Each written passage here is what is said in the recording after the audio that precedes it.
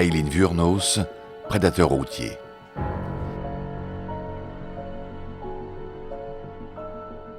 Dossier criminel sur la piste des serial killers. Narration Rémi Pousse, un programme de la Compagnie du Savoir.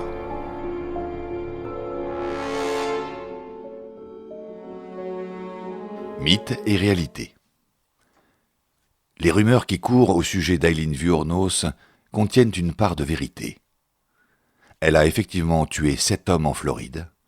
Elle se prostituait. Obéissant à l'injonction de son ex-petite amie, elle confessa ses crimes d'une manière détaillée et épouvantable. Lors de son procès, elle fut légalement adoptée par une femme de bonne volonté qui disait que Dieu le lui avait ordonné. Elle proféra des injures mémorables face à plus d'un tribunal, et elle fut exécutée le 9 octobre 2002. Pour elle, la peine de mort avait été prononcée 6 fois, un record parmi les prisonniers qui occupaient le couloir de la mort à ce moment-là. Toutes ces choses-là sont vraies. Il importe néanmoins de remettre en perspective certaines exagérations dont le cas Wuornos a longtemps été l'objet. Elle n'a pas été la première tueuse en série de l'histoire des États-Unis.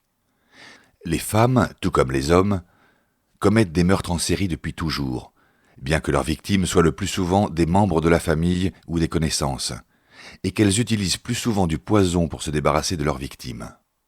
Wuornos, elle, tua par balle de parfaits inconnus, ce qui était inhabituel, et les médias se servirent de cette particularité pour monter l'histoire en épingle.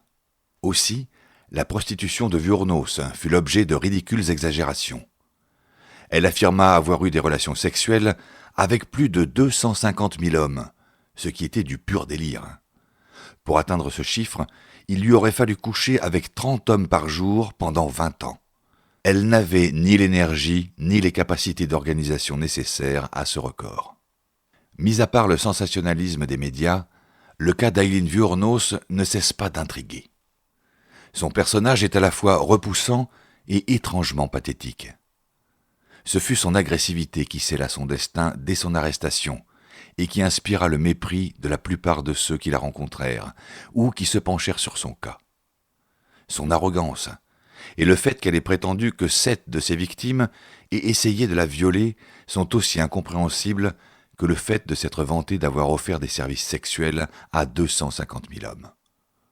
Lorsqu'on ajoute à cela le mélodrame qu'a été sa confession, son adoption par Arlene Prahl et le fait que les événements de sa vie ne lui aient jamais laissé la moindre chance, il devient difficile de ne pas se laisser troubler.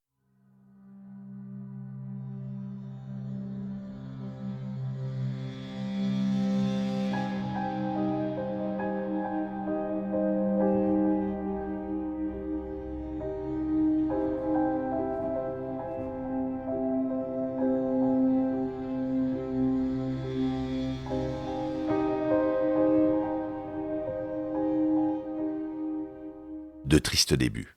Qualifiée de triste les premières années de sa vie, serait grandement sous-estimée la misère qui la frappa, dès le jour où naquit Aileen Carol Pittman, le 29 février 1956. Heureusement, son père biologique, Leo Dale Pittman, n'eut jamais l'occasion de la rencontrer. Ce psychopathe violeur d'enfants se pendit dans sa cellule en 1969. Leo Pittman avait été élevé par sa grand-mère après la mort de son grand-père, emporté par un cancer de la gorge. Adolescent, il lui exprima sa reconnaissance sous la forme de coups et de sévices divers.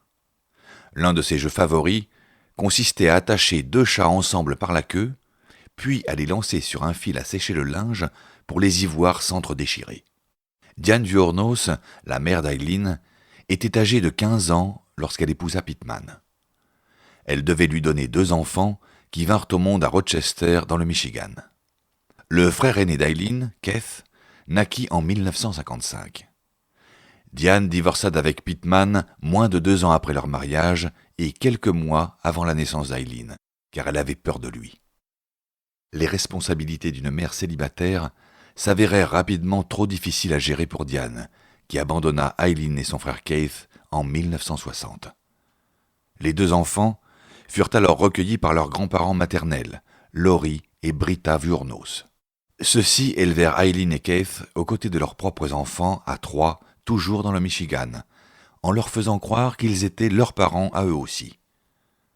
Eileen découvrit la vérité alors qu'elle était âgée de 12 ans, ce qui ne fit rien pour arranger une situation déjà chaotique.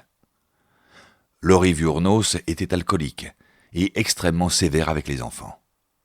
Lorsque Keith et Eileen découvrirent la vérité sur leur ascendance, ils se rebellèrent. Les amis d'Eileen l'appelaient Lee. Elle avait été gravement brûlée en 1962, alors que Keith et elle jouaient à mettre le feu avec de l'essence de briquet. Elle en garderait des marques au visage toute sa vie. Laurie l'a fouettée. Nous espérons que vous avez apprécié cet aperçu. Pour continuer à écouter ce livre audio sur Google Play Livres, utilisez le lien dans la description de la vidéo.